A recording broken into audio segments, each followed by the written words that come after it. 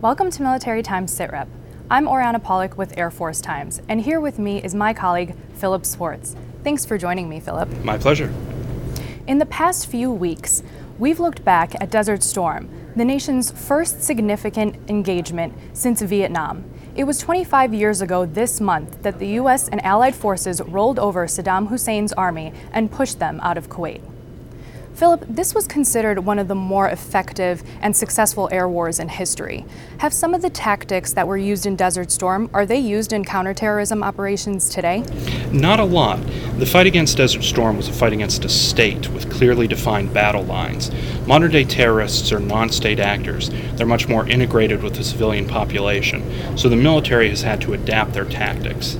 That said, what they did in Desert Storm was incredibly effective. Here's what Major General Paul Johnson said about the start of the bombing campaign. And I just have the distinct memory of thinking Saddam Hussein has no idea what's coming. And after the first 60 minutes of the war, he will be largely disconnected from his tactical forces. And he was. They tried to reconnect, but in many ways, we began the decapitation of the leadership within the first 15 minutes of the war. One reason that Desert Storm was so successful wasn't just the tactics used, but because the Guard and Reserve were so heavily involved with many of the missions.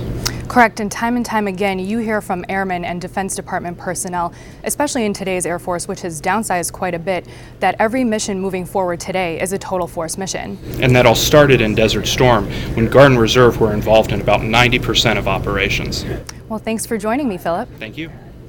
Please visit our websites, airforcetimes.com and militarytimes.com, for more on this story.